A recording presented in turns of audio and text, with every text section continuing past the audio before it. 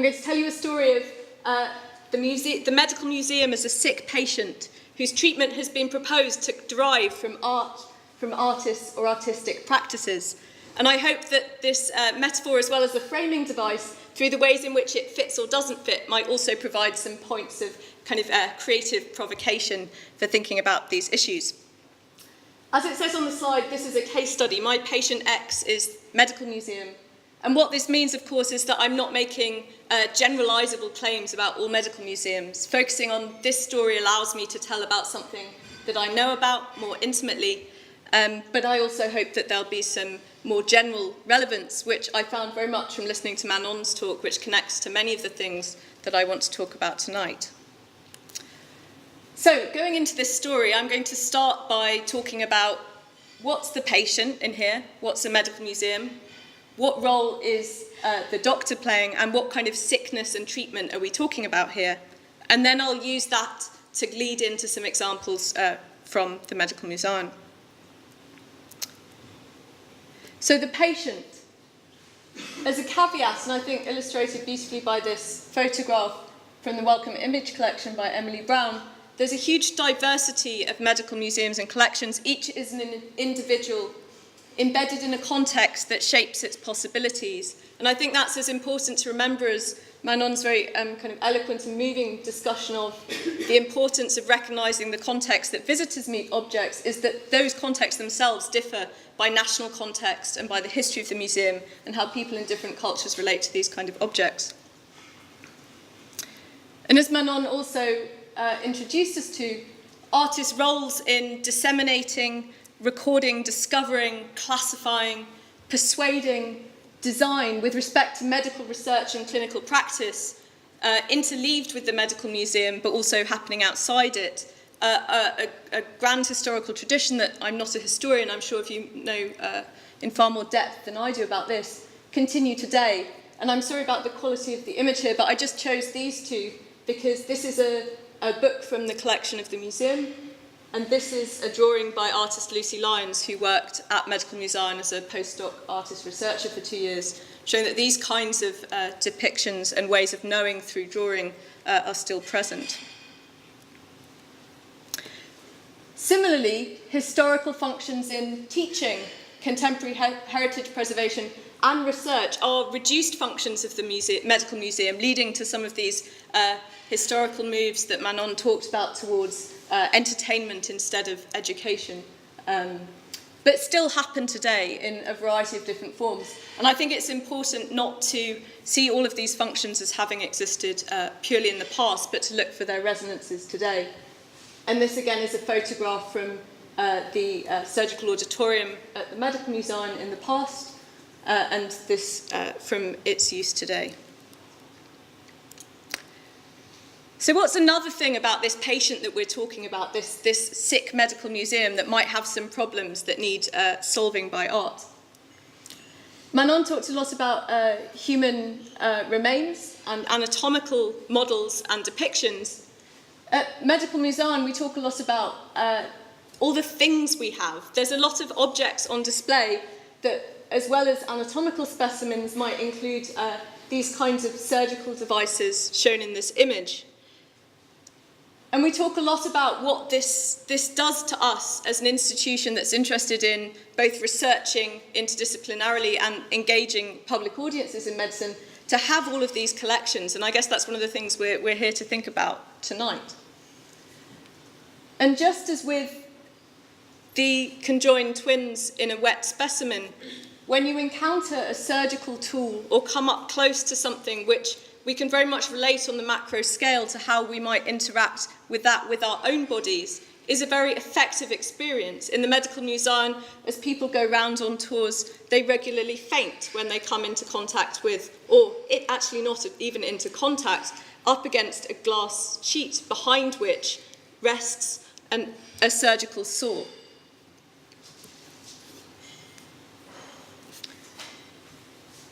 So we have a lot of things people are encountering with their bodies, not just parts of other bodies, but objects which relate to other bodies and which resonate with their own bodies. And what we're engaged in trying to think about is how can we both understand the effects that these objects have, as Manon challenges us to do, to think about how we can use them more productively and creatively, and for reflection, getting past and through and working with some of their more kind of visceral or spectacular effects. So I just wanted then to show you a little excerpt from the collection, if you like. This is medieval skulls from a monastery. And this also I chose to illustrate that a lot of the stuff in a medical museum is not on display. In fact, a tiny fraction of it is on display. So when we think about inviting other people into the museum, such as artists and other practitioners, there's also challenges and opportunities in thinking about how we can engage with what's behind the scenes and might be brought onto the scene. As well as body parts, we have quite wild, almost fetishistic collections of medical instruments. This is from the dentist collection, which is really collected by one person, and you can see the handwritten notes, which are the manufacturers of these dental toothpicks and scrapers, and it has a very powerful effect to meet these cabinets in person, if you like. Here's the surgical saw that I mentioned before, which is the source of fainting and consternation amongst our visitors. And a very beautiful, in my opinion, prosthetic, which again is a link between the past and the present, and the use of the aesthetic and the artistic in thinking about how we care for the body in illness and disability. And at this point, I wanted to say that we like to think about the objects as things that need caring for too, as well as the pragmatics of keeping wet specimens in formaldehyde and the dangers of the formaldehyde leaking out, which is something that we're dealing with at the moment and which is a very expensive challenge, as well as the ethical challenges that come alongside dealing with these materials. All the artefacts that enter the museum and rest in the museum need caring for, and that makes the question of what enters and where it lives a very pressing one.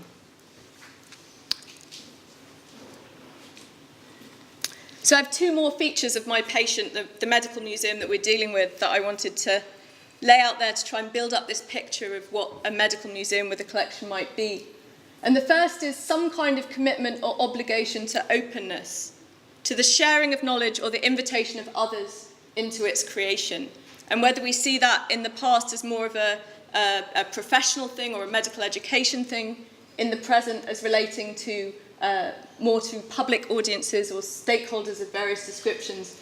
This is not just about collecting stuff for a closed preservation.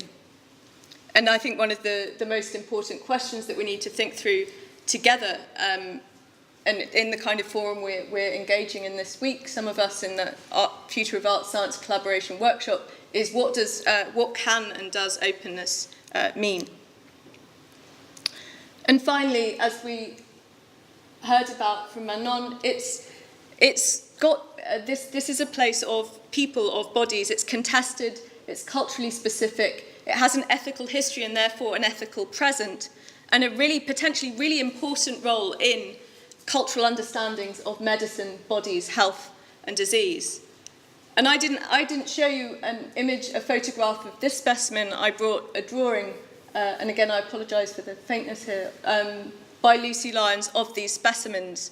And she worked very much with the ways in which drawing them is not a way to hide them and not show them, but a way to have a different and a slower relationship with these kinds of objects. Okay, so that's my patient. I'm now going to move on to the disease. I started off with this provocative statement that the medical museum could be seen as an ailing patient in the contemporary world who needs an injection of art. So what's the disease? And I want to push my metaphor a little bit further and say that this disease is due to, of course, the environment, the interactions of genetics and environmental factors. These is both about what the museum is, for example, the collections it holds, but also about the environment in which it lives and how that's changing for us today.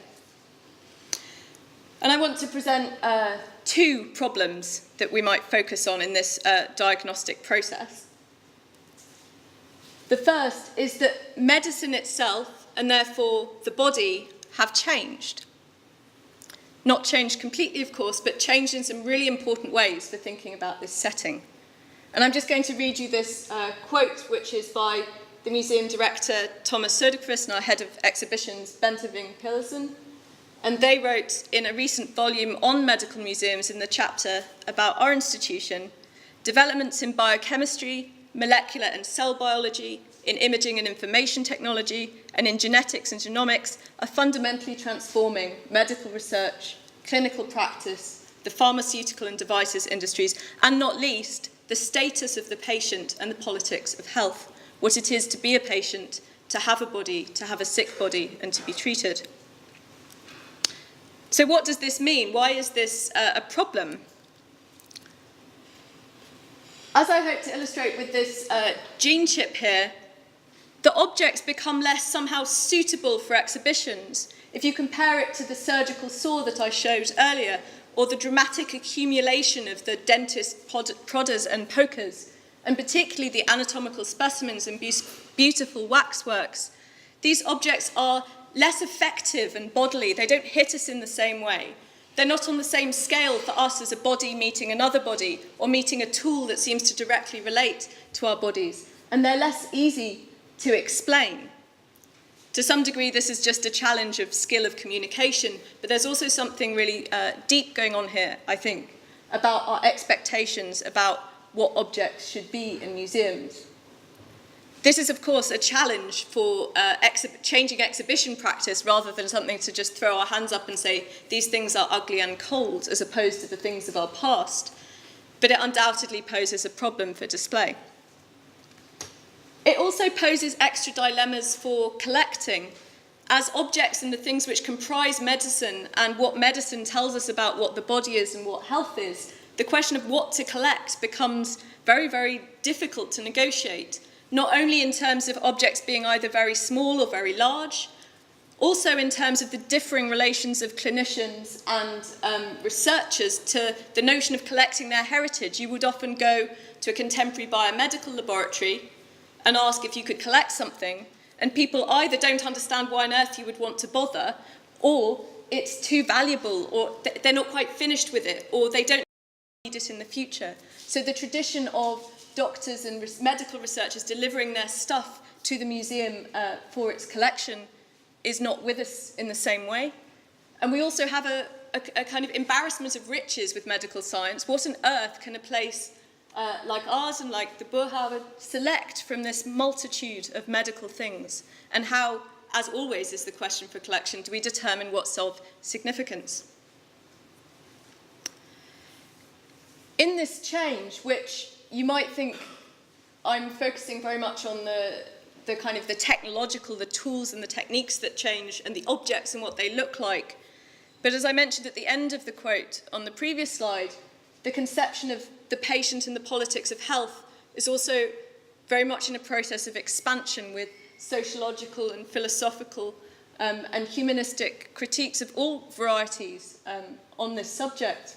And once you see medicine in that way, the stories that you can tell change. This is not just stories about the development of the development of instruments or the process of diagnostics. It's about what medicine is and how it frames our bodies and our subjectivity and our capacities for wellness and interrelations to others. And these kind of objects don't very readily tell us these stories of biopolitics unless we work with them in new ways. So my second aspect of the illness is that not only has medicine changed, but museums and the public sphere have changed. And museums are, as we all know, expected and need financially often to engage, dialogue, and even collaborate with more inclusive publics, as well as many of us would argue that that is an extremely good thing.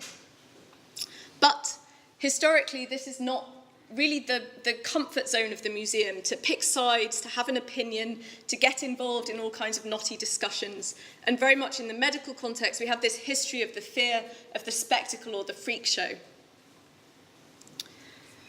So given the kind of patient we're dealing with, if you'll indulge me in the metaphor a little longer, and given these two aspects of the problem, medicine changing and the museum and its public context changing, what kind of treatments might art, artists and artistic practices or approaches be hoped to provide?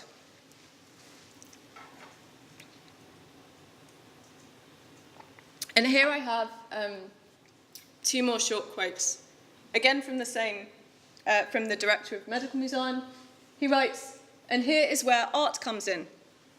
Thinking about biomedical laboratories and practice in aesthetic terms can help us raise our awareness of seeing biomedical objects phenomenologically, seeing them outside pre-given disciplinary boundaries. Instead of explaining objects in terms of disciplinary conceptual structures and narratives, museums ask their audience to engage with the objects in a bottom-up process, thereby providing opportunities to formulate new questions about the biomedical world." And I think there's lots of interesting things to discuss and take a part in here, but what I wanted to highlight is the idea that it's an opportunity in this coming together and in this public space to formulate questions as well as to find answers. And second, a quote from Suzanne Anker, who we're lucky enough to have with us this evening. "I'm very pleased that all of these sci-art events are happening, but it's not about mass communication or translation of scientific information for the public. It's about a social situation which allows people to develop or describe and discuss ideas they're working on with a view to altering life. That wouldn't happen in laboratories, but it would happen at art exhibitions." And then I just tried to brainstorm and tease apart, and partly inspired by the ongoing discussions over these weeks, and in this sense I'm not arguing for any of these in kind of being more important than others, but just think about the kind of things that we might think about art and artistic projects as doing in this situation. Maybe make things graspable. Some of these impenetrable objects, these piles of gene chips or big black box DNA processes, how can we make these things approachable and graspable? Maybe by breaking the rules of how they're portrayed, represented, brought into juxtaposition, playing with scale, for example. Take some of this apparently boring stuff and use it as fascinating and provocative material. There are legal and professional limitations for the museum in the use of these materials and processes and the way in which they're allowed to express opinions and attitudes towards them. And artists, I think, have often been brought in as a way to add that aspect to an exhibition or project. It can also be seen as a way to resist the capture of the museum by more promotional or didactic agendas. And also, I think, as raised in both of the two quotes I just presented, as an appropriate mode of reflecting this broader contextualised picture of medicine, and actually by inviting these kinds of projects and ways of thinking and knowing into the museum to help to argue for this view that medicine is something more complex and socially situated and negotiable in a very ongoing way. Performance, process and participation are often things which museums, I think, are increasingly interested in bringing in, both through their own event programmes, but also through artists and artistic projects, helping to enliven the static and fulfil goals of engagement or dialogue, which can sometimes founder in the problem of how to avoid just more and more text on the wall.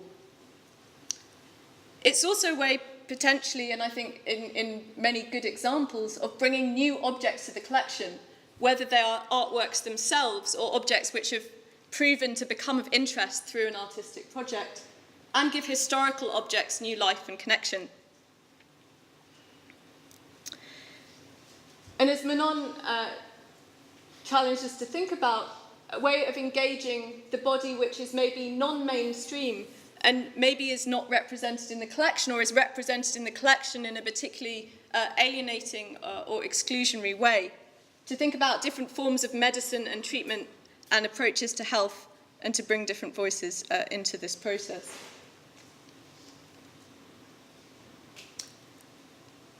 Okay. So I've tried to set out this picture of what's been proposed as a possible solution to some of the ailments of the Medical Museum.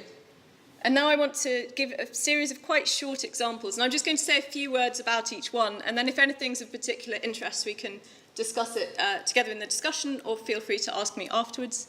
And I built this partly by talking to my colleagues over the last weeks, and I sent a short and probably very annoying for them survey to artists who've worked in the museum over the last few years, and asked for a couple of open-ended questions about their perceptions on working with the collection in the museum.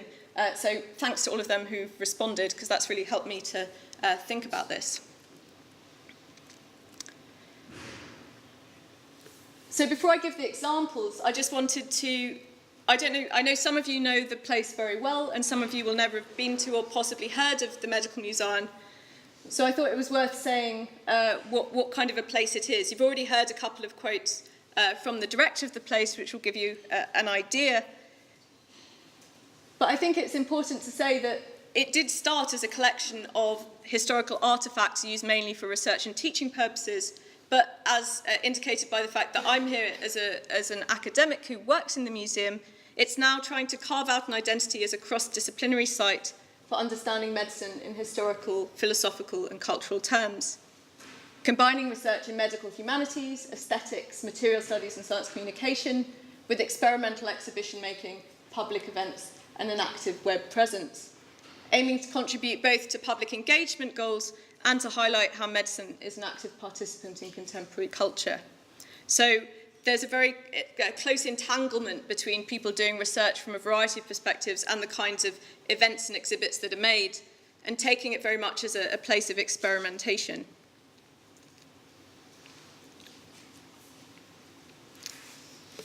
So my first example I chose partly because it connects to the project that Dirk mentioned of the cradle to grave. So Pharmacopoeia tomorrow will be unveiling a new work in the foyer of Medical Museum called Femme Vitale.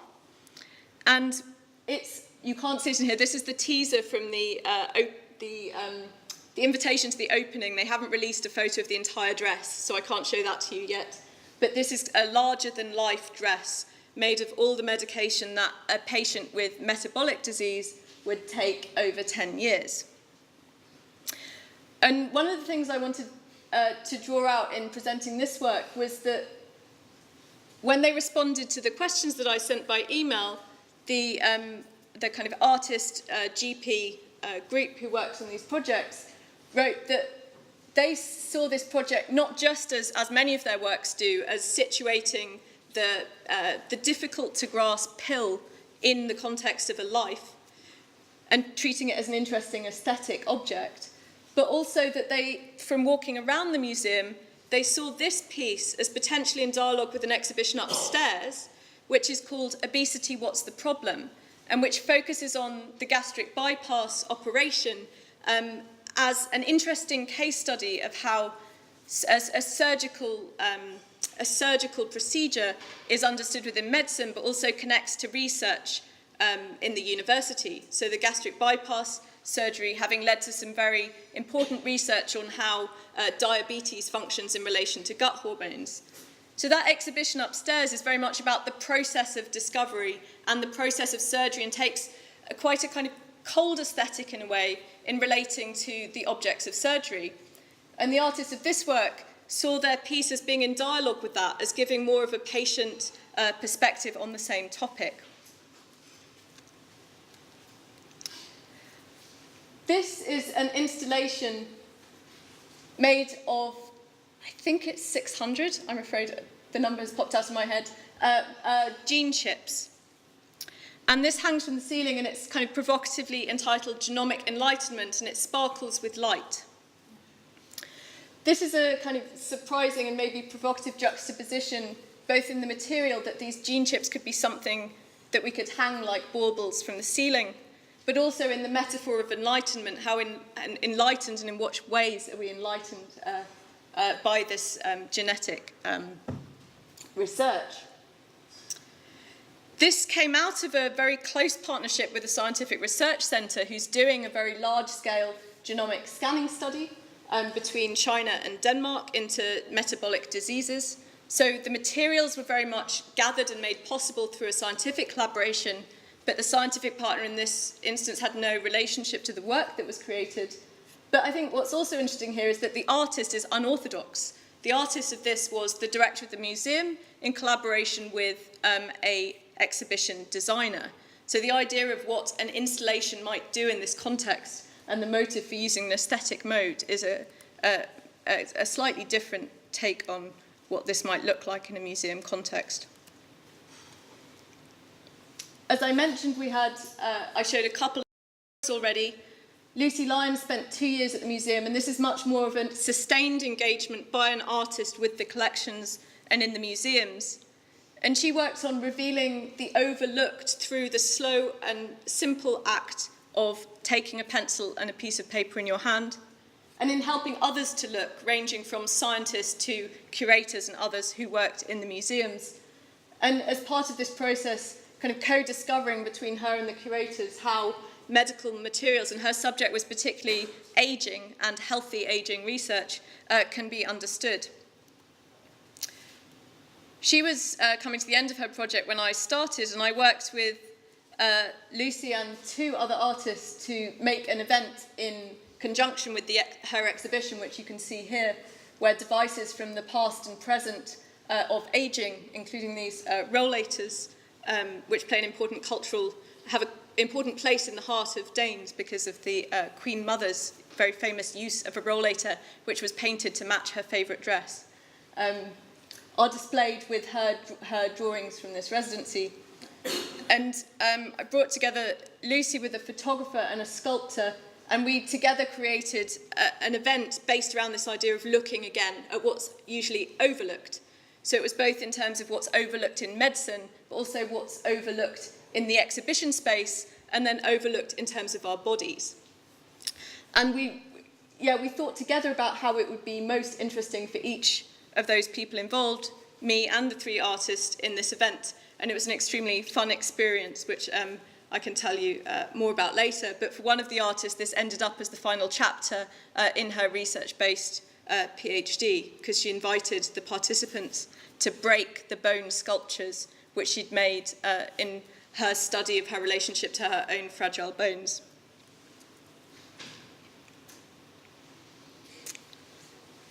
This I'm showing because it's an installation done, again, where there wasn't an artist specifically employed or given this space to work with, but as the outcome of an exhibition-making process which was explicitly interdisciplinary and was led by a curator who sees herself also as an artist. So the way in which these objects displayed was not given at the end as a material for an artwork, but derived in a collaborative process. And finally, the biohacking project, which we did in the museum, where the collaboration was again a bit unorthodox and evolved over time. And it invited people to get hands-on with the craft aspects of science, so not fine art, but inviting people to experience the craft of lab practices, but also the craft opportunities of trying to make objects for yourself in the lab in relation to what you might want to discover about the body and medicine. And I also wanted to show this example because it produced objects, including this gene gun here, whose status as art and relation to medicine was shifting and contested by virtue of their being made in a museum and then moved out of a museum into a gallery. And I think this example is important for remembering that the way the object is understood also depends on where it's shown.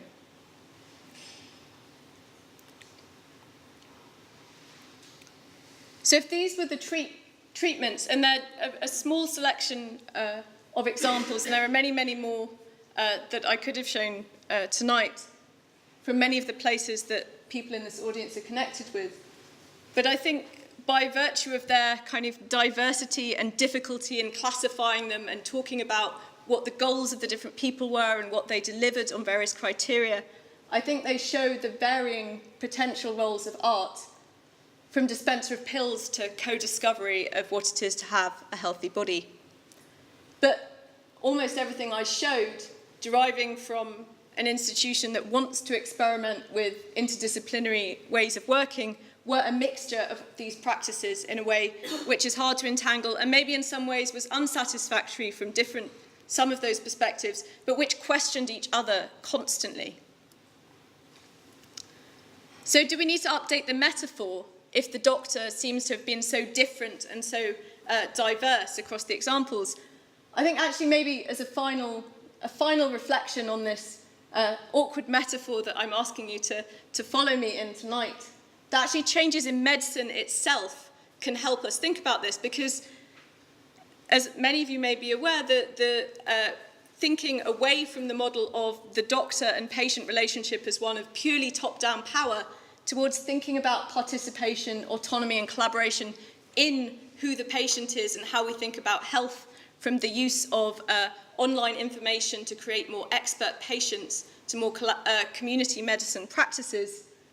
These really open up questions about both who's treating whom for what, but how the process of treatment can help us to think through what the ailment is to start with. But as an important caveat, I think this isn't just a kind of utopian smoothing out of everything that has historically been criticised about the power of the doctor over the patient, but still poses questions of expertise and power. Even in a more flat and collaborative relationship, still people have expertise that can be respected and drawn upon and given space to develop. And in all situations, especially when we're experimenting and trying to be a bit more loose, we have to be aware and reflective of where the power lies and who's being allowed to discover what for themselves.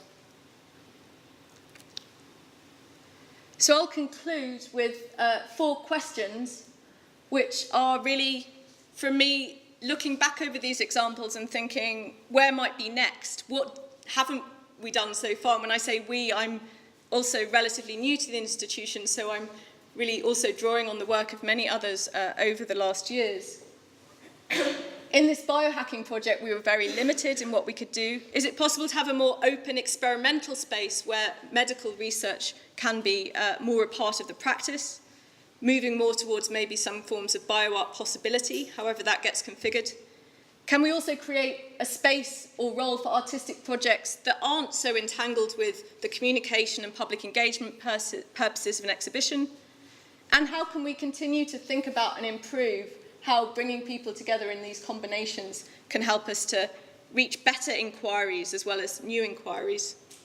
And finally, how can we maybe integrate the results more permanently into the museum, which is something that Manon and Sabine and I began discussing earlier today, which is how can these things be more than temporary interventions and more permanent changes into the way the museum is positioned and is available for society in general to think about medicine. And thank you to way too many people to mention, particularly my colleagues at Medical Museum and the organisers of this workshop and of this event, and to the museum itself. And just pointing you here, this image is of that genomic enlightenment installation being lifted to the ceiling, and is meant to point to the fact that we're very interested at Medical Museum in trying to reveal the behind the scenes in as many ways as possible. So on the website, and particularly on Twitter and photo feeds, to show how these things which can come to seem so final and authoritative come to be. Thank you.